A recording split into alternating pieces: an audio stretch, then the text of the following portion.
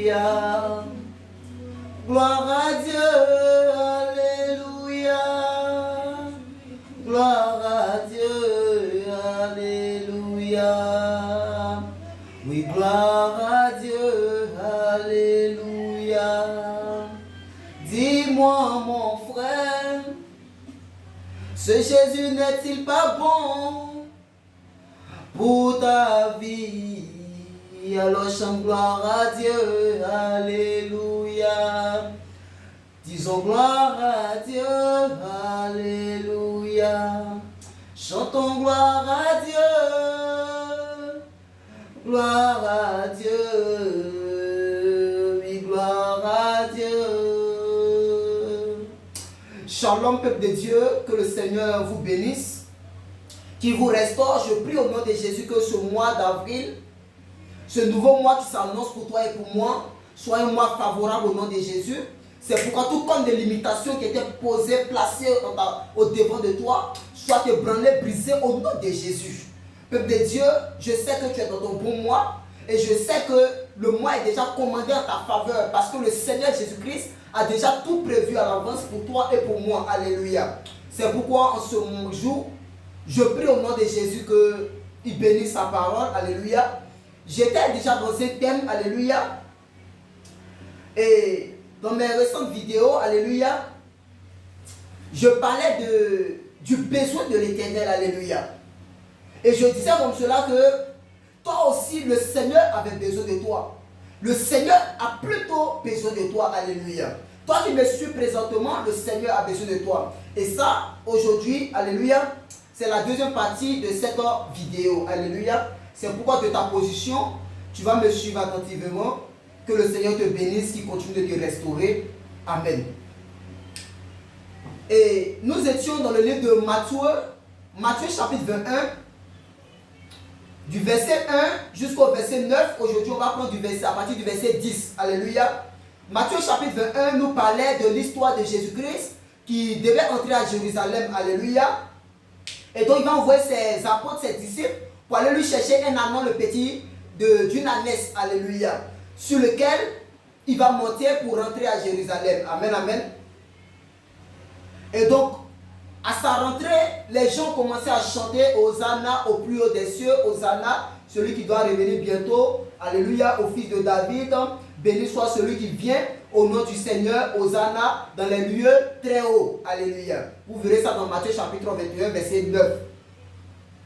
Aujourd'hui, on va voir Matthieu chapitre 21 à partir du verset 10, qui dit ceci. Lorsqu'il entra dans Jérusalem, toute la ville fut émue. Alléluia. Et l'on disait, qui est celui-ci? Et l'on disait, qui est celui-ci? Hier, dans les temps passés, je parlais de le Seigneur a besoin de toi. Et je disais aujourd'hui que quand tu acceptes de lui appartenir, de faire sa volonté, il y a des questions que des gens poseront. Il y a l'inquiétude des gens qui viendra, comment dirais peut-être à tes oreilles.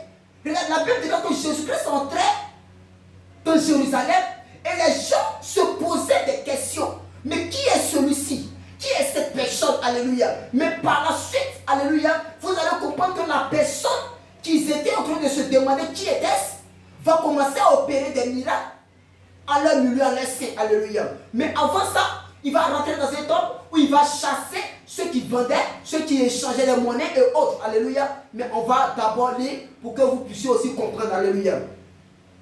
Verset 11. La foule répondait, c'est Jésus, le prophète de Nazareth en Galilée.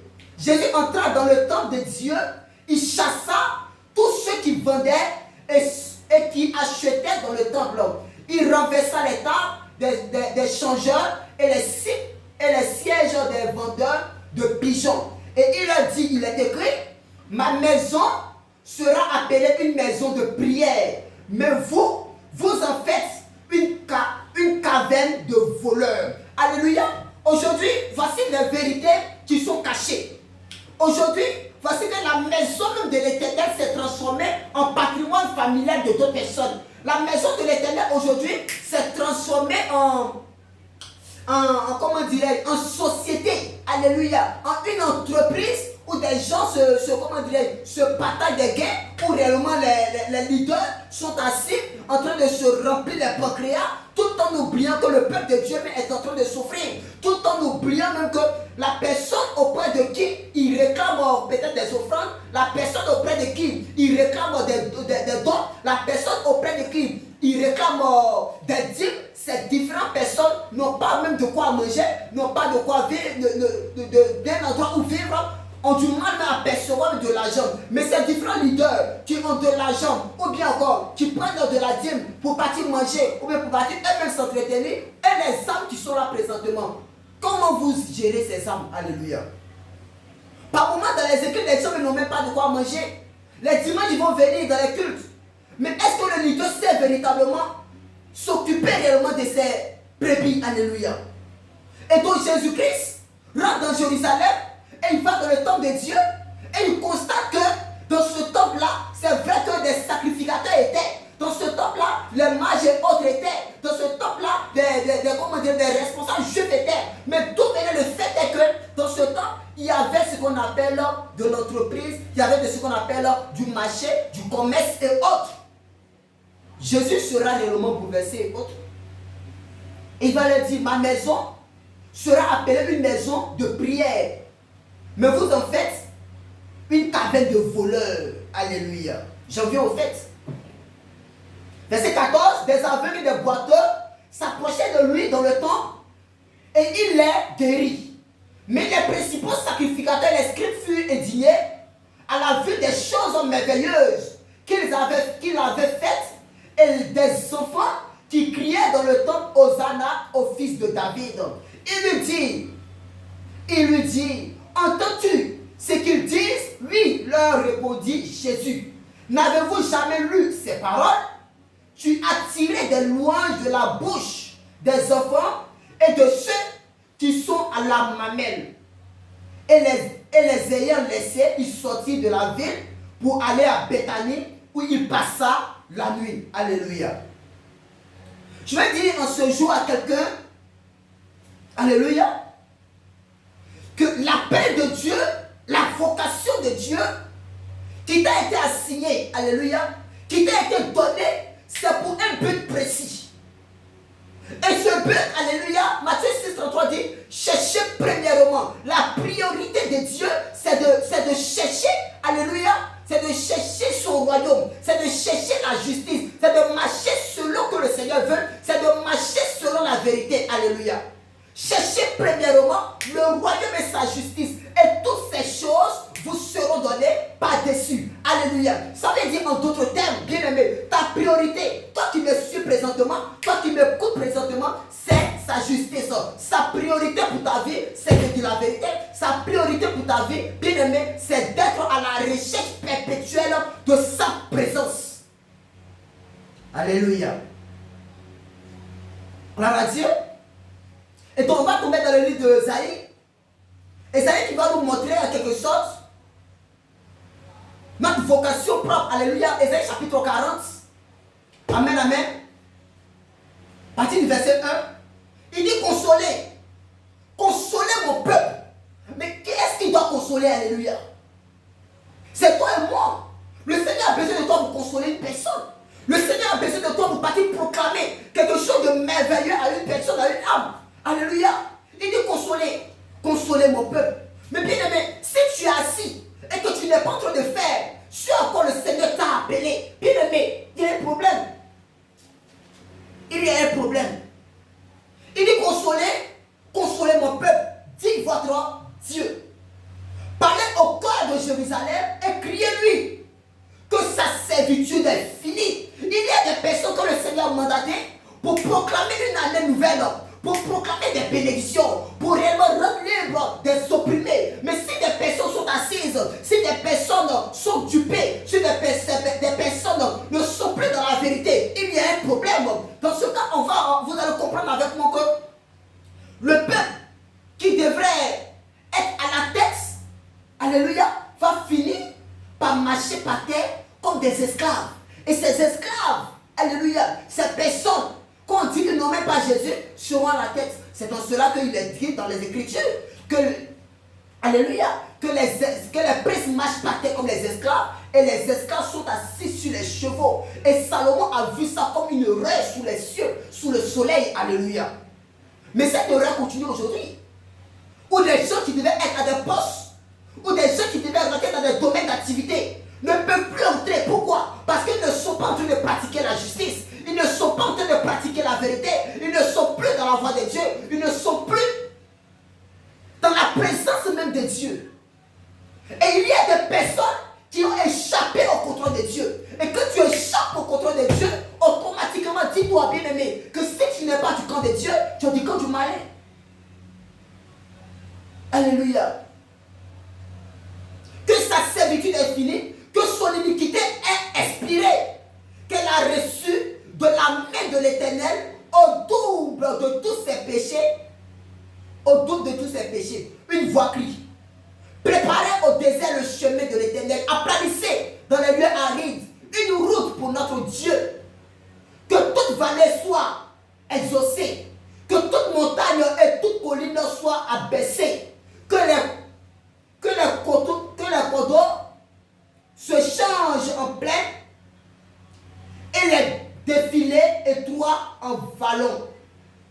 Alors la gloire de l'Éternel sera révélée et au même instant, toute chair la verra car la bouche de l'Éternel a parlé. Il y a des personnes qui doivent aplanir des montagnes et des collines. Il y a des personnes qui doivent dire Seigneur, me voici, envoie-moi. Ézéchiel dit, je cherche parmi vous un homme, une femme même que je vais mettre à la brèche pour parler de ma part, mais je cherche, je n'en trouve point. Je cherche, je n'en trouve point. Alléluia. Il a besoin de quelqu'un. Il a besoin de toi, bien-aimé, pour mettre à la brèche, pour aplanir les montagnes. Il a besoin de toi pour mettre à la brèche, pour parler face à une situation, pour que la situation se déplace. Alléluia. Mais il cherche, il n'en trouve pas. Mais il cherche, il n'en trouve pas. Il y a un problème. Alléluia. Il y a un problème. Et qu'il nous dit Ésaïe chapitre 61? L'Esprit du Seigneur, l'Éternel est sur moi. L'Esprit du Seigneur, l'Éternel est sur moi. L'Esprit du Seigneur, l'Éternel est sur moi, car il m'a oint pour porter de bonnes nouvelles aux malheureux. Aujourd'hui, bien aimés, nous sommes maintenant assis, on dit non, nous sommes chrétiens. Nous sommes appelés de Dieu, nous sommes affranchis, c'est nous qui avons la connaissance, c'est nous qui avons le véritable Dieu, c'est pas faux. On ne dit pas aussi que c'est faux. Mais tu as le véritable Dieu sans la connaissance, est-ce que c'est un Dieu que tu as? Un Dieu sans la manifestation de cette divinité, est-ce vraiment cette divinité qui est en toi? Question. Alléluia. Car il m'a envoyé pour porter de bonnes nouvelles aux malheureux. Il m'a envoyé pour guérir ceux qui ont le cœur brisé. Pour proclamer aux captifs la liberté. Est-ce que nous sommes en train de libérer ceux qui sont captifs? Est-ce que nous sommes en train de porter de bonnes nouvelles à ceux qui n'en ont pas? Voici l'appel de Dieu.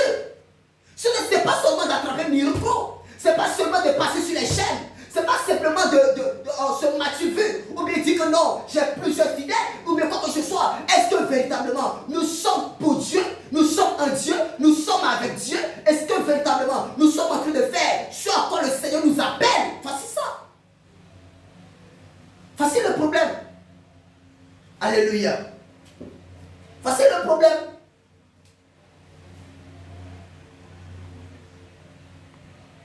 Voici le problème. Et aujourd'hui, bien aimés, nous en souffrons tous. Aujourd'hui, bien aimés, ça ne va pas. On cherche à aller, mais ça ne va pas.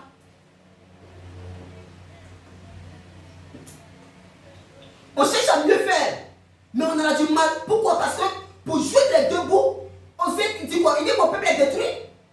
Parce qu'il manque la connaissance. Et il y a des personnes qui détiennent une part de connaissance, comme il l'a dit la dernière fois. Mais cette part de connaissance, ils ne sont pas en train de partager ça dans son entièreté, ou même dans son intégrité. Et ils assistent sur cette vérité pour un Dieu honoré, même le peuple de Dieu que nous sommes. Alléluia. Alléluia.